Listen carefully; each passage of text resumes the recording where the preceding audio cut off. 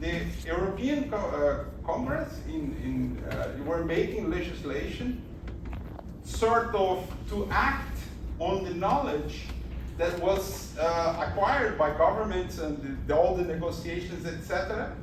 But they were not allowed to move forward as strongly as they want because of the farmers came up and spoke up and they made their voice loud. As I was preparing this last session, it occurred to me something is happening. Okay, it's over. It occurred to me that the farmers have a voice. The governments have a voice. The financial system has a voice.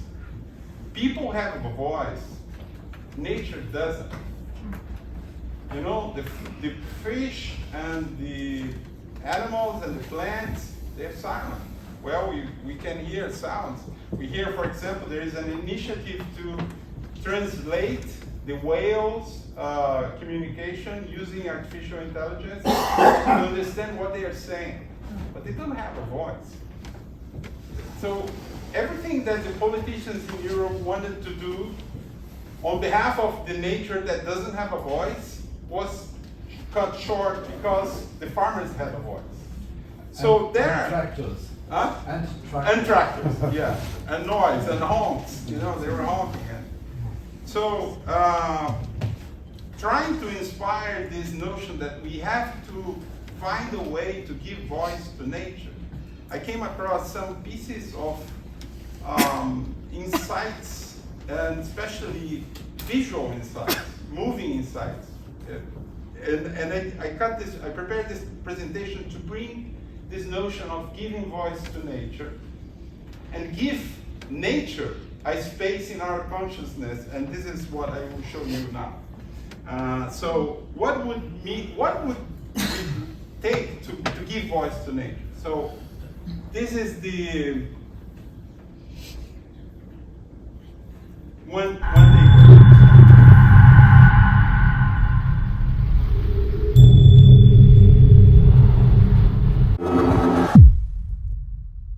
I am going to tell you about the most incredible place. And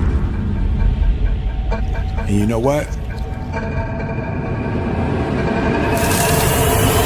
You're walking on it.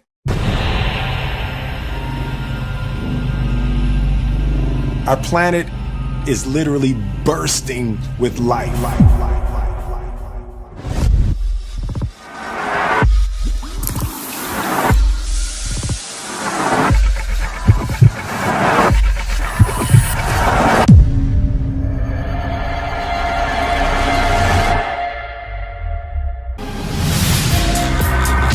I really wish that everyone could see the world the way that I've had a chance to see it.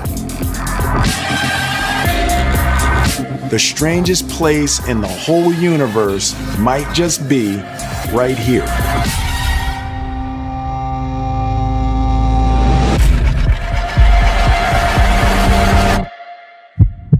It's a way of giving voice to nature. People will listen to this kind of representation or acting. Another way is to put the lens, as Lohan was suggesting, put the lens and see it from a different perspective. You heard about this overview effect, right? So I would like to give a pause, few minutes pause, for us to try to capture what this is from the perspective of the astronauts. And it will be just this animation made by the astronauts of this International Space Station on this very subject.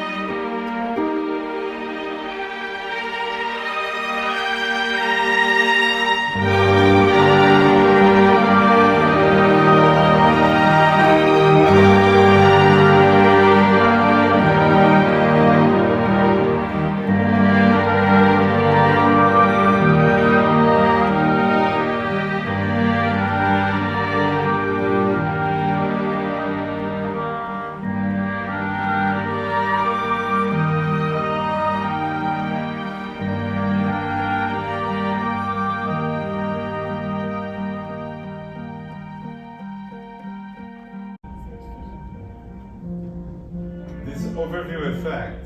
Of course, we are not astronauts. We have not gone there. Very few of us have the chance of doing this, like the astronaut was mentioning. But there is one of us who is iconic. For many here watch the series Star Trek. 2021.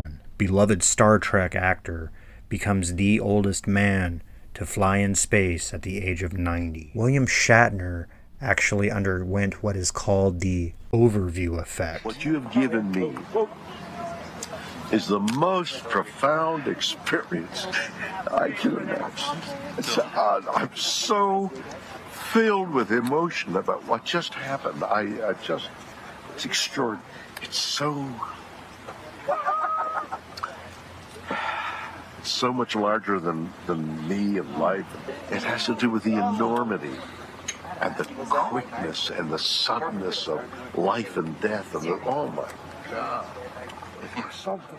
For me, the emotion wasn't like, oh, I'm up in space, and I played a space commander so many years ago. For me, when I look back at Earth, and I've only discovered this hours after when I came down, I'm thinking, why am I so emotional? And what I discovered for myself was that I was grieving for what we've done to this Earth, this tiny little rock. I could see the beginning of the curvature of the Earth. I could make a circle and do the circumference of the Earth. That's how tiny. We're insignificant. This insignificant rock with these insignificant ants on the rock. And yet it's beautiful, and it's our life, and we're destroying it. And I didn't really comprehend what my tears were for until I had time to assess it. And then I realized I was grieving for the Earth and what we've done. What I saw is the enormity of what we've done to 5 billion years of evolution and all these beautiful things that have evolved and are gone forever. Dimly in my mind, I was looking back at Earth and grieving not only for the things that are gone, but the things that are going, and in the very near future, the things that will go. Right. And it was all that. We are doing nothing about what this tsunami. There's a giant wave coming our way. We see aspects of it now with all the storms and droughts and things, but that's nothing compared to what our children are going to face.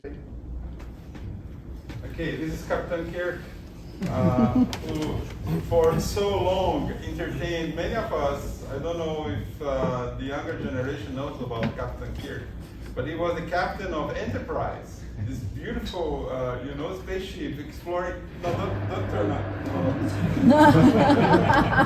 Sorry.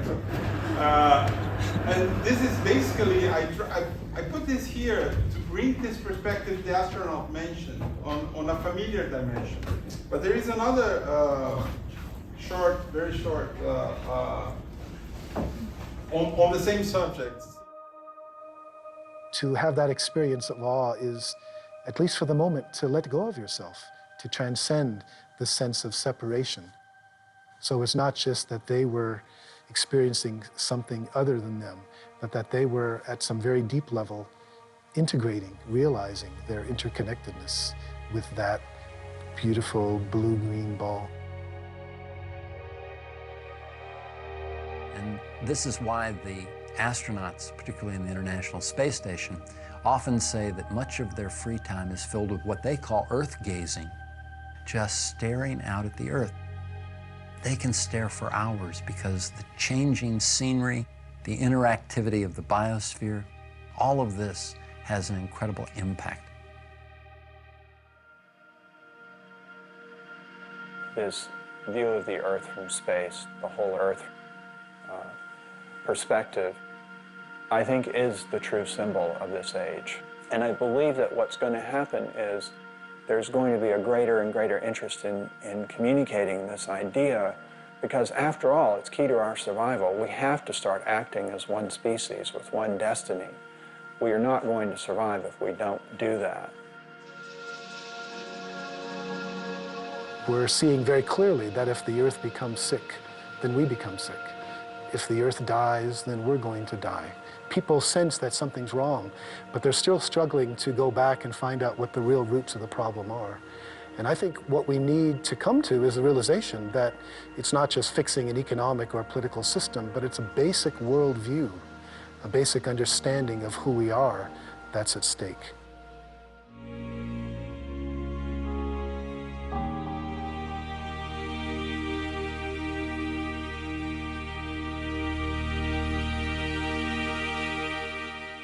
Once upon a time, the consensus among the educated minds of our home planet was that Earth was flat. Then a thoughtful and careful researcher, or heretic if you prefer, did the numbers and proved them wrong. Eventually, the church, the scientists, and everyone else agreed, albeit somewhat reluctantly, that the heretic had been right all along. However, a generally unspoken agreement persisted. This was the idea that the human race was superior to all life on Earth, and that Earth was the center of the universe. Perhaps not in a literal sense, they thought, but metaphorically speaking. This time, it was not only the scientists, but also the science fiction writers and the general public who argued against this arrogance. Look, they said, here's us, here's our solar system, and here is our galaxy. There are billions of stars in each galaxy, and billions of galaxies. Not only that, but the universe is expanding, and it's all been going on for a long, long time. So if we're here, fanning around with our rudimentary technology after a few thousand years, imagine how far life might have evolved on other planets. Imagine if another civilization had managed to work out that war was indeed good for absolutely nothing. And imagine if they'd also realized that polluting their world and depleting all its natural resources was the quickest way to oblivion. And just imagine if they'd managed to crack the conundrum of interstellar travel and dropped by now and then to see what sort of mess we're making of planet Earth. Now let's imagine we've travelled back in time a mere 400 years to Stuart, England, carrying with us our smartphones and tablets. We present ourselves to the most open-minded and best educated people we can find, and try to explain how these handheld devices work and what they do. How far do you think we would get before our hosts gave up in frustration, or worse, decided we were practitioners of the black arts? One of Arthur C. Clarke's most frequently repeated quotes, and the third of what's become known as Clarke's 3 laws, is, "Any sufficiently advanced technology is indistinguishable from magic."